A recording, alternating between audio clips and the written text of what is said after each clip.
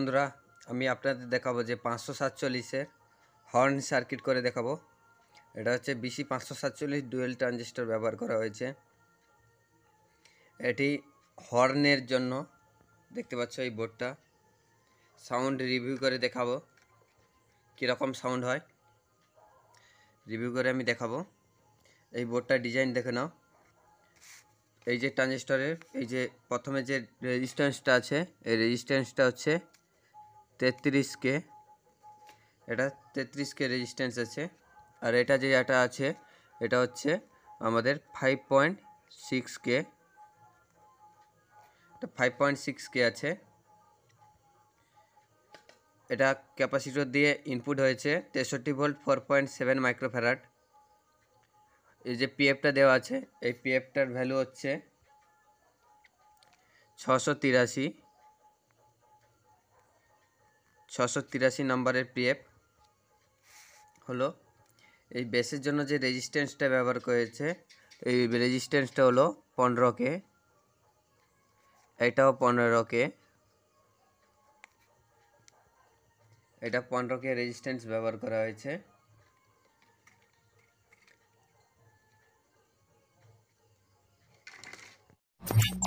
Welcome, my.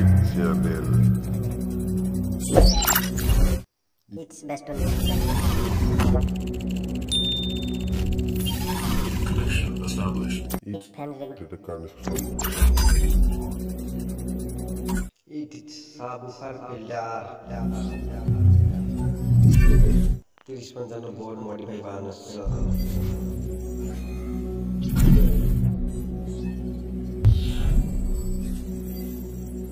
Subscribe my channel and Facebook follow and like, comment and share.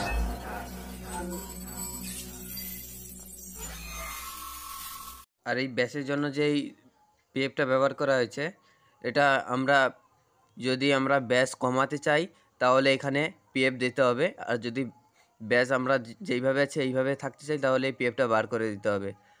এখানে চাইলে একটি ডিভিডিটি ব্যবহার করতে পারেন মাইক আর বক্স করার জন্য। এই পিএফটা ভ্যালু হবে 104-এর। এই পিএফটা 104-এর দিতে হবে। এটা সোজা চলে গেছে আমাদের BC 547 প্রথম ট্রানজিস্টরের আউটপুটের সাথে। আর এটা আমাদের যাবে BC 547 ডবল যে ট্রানজিস্টর আছে সেকেন্ড ট্রানজিস্টরের আউটপুটের সাথে। দেখতে পাচ্ছ, এটা আউটপুটের সঙ্গে এইটা কানেকশান করা হয়েছে। এই যে রেজিস্ট্যান্সগুলো দেওয়া আছে টোনের, এই রেজিস্ট্যান্সগুলো হবে 2.2। এটাও 2.2। এটা কে হবে? 472 দিতে পারো বা 473 দিতে পারো। আমি এখানে ব্যবহার করেছি 473। তাহলে আমরা 473 দেব। হলো, দেখতে পাচ্ছ। আর এইখানে যে রেজিস্ট্যান্সটা ব্যবহার করেছি এটা হচ্ছে 5.6K। আর এইটা যে ব্যবহার করেছি এটা হচ্ছে 1K। এটা 1K রেজিস্ট্যান্স ব্যবহার করেছি। প্রথম ট্রানজিস্টরের আউটপুট থেকে আমরা দ্বিতীয় ট্রানজিস্টরের ইনপুটে দেব। এখানে একটা 103-এর পিএফ ব্যবহার করব। এটা 103-এর পিএফ হয়ে মিডিল পিনের সাথে যাবে। আর আমাদের 2 নম্বর ট্রানজিস্টরের ফার্স্ট পিন আর সেকেন্ড পিনের থেকে আমাদের ব্যাস টোনের লাইন আসবে। টোনের লাস্টের পিন আর ব্যাসের লাস্টের পিন এইভাবে অ্যাটাচ হবে একসাথে। এই দেখতে পাচ্ছ, এইটা আর এইটা হয়ে আমাদের এইখানে সোজা চলে গেছে এইখানে। আবার এইখান থেকে দেখো, এইখান থেকে আমাদের এইখান দিয়ে লাইনটা এসছে আবার ব্যাসের প্রথম পিন টোনের প্রথম পিনের সাথে চলে গেছে। এখানে একটা 222-এর পিএফ দিয়ে দেব। টোনের মিডিলটা থেকে ফার্স্টেরটায় 222-এর পিএফ দিয়ে। এটা আমাদের 12 ভোল্ট পাওয়ার সাপ্লাইতে চলবে। দেখে নাও, এবার পুরো ডায়াগ্রামটা দেখে নাও। এই দেখে নাও, এটা হচ্ছে আমাদের সার্কিট ডায়াগ্রাম। আমাদের যে এখানে আউটপুটটা হচ্ছে এটা 104-এর পিএফ দিয়ে আউটপুট হবে। 104-এর, এখানে 104-এর পিএফ দিয়ে আউটপুট হচ্ছে। আমাদের যে আউটপুট হবে ট্রানজিস্টরের প্রথম পিন থেকে আউটপুট হবে, একদম প্রথম পিনের কাছ থেকে। যেইভাবে ডায়াগ্রামটা দিচ্ছি এইভাবে ডায়াগ্রামটা ফলো করবে, আপনাদের 100% কাজ করবে। এটা কোনো ফেক ভিডিও নয়। আর আমি বাজিয়ে দেখাচ্ছি, দেখুন এই সাউন্ডটা, কোনো হামিং প্রবলেম নেই, কোনো চিড়চিড় কোনো আওয়াজ নেই, কিচ্ছু নেই। জাস্ট আপনাদের ডিসি 12 ভোল্ট দিলেই চলবে। ডিসি 12 ভোল্ট দেওয়ার জন্য এইভাবে একটি পাওয়ার সাপ্লাই বানিয়ে নেবে। দেখতে পাচ্ছ এই পাওয়ার সাপ্লাইটা বানিয়েছি, এটা 12 ভোল্ট ট্রান্সফরমার দিয়ে বানিয়েছি।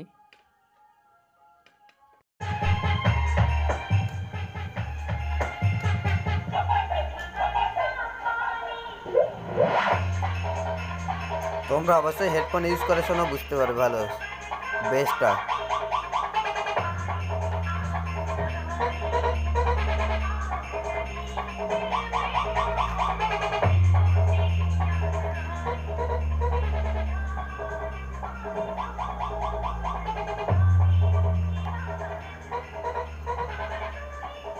বেসটা বোঝো।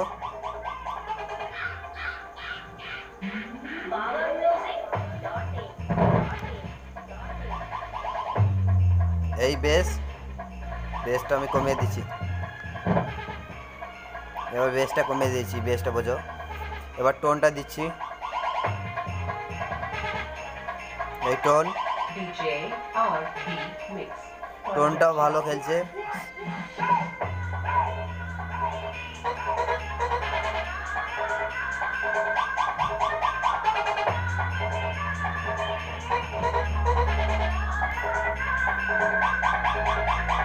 আমি গানটা বন্ধ করছি, দেখো কোনো সাউন্ড প্রবলেম আছে নাকি। গানটা বন্ধ করেছি, ভলিউম ঘুরিয়ে দিয়েছি, এই দেখো ভলিউম ঘুরিয়ে দিয়েছি। কোনো একমাত্র মেশিনের আওয়াজ ছাড়া কোনো আওয়াজ নেই। আমার মেশিনের ফ্যান চলছে বলে আওয়াজ হচ্ছে।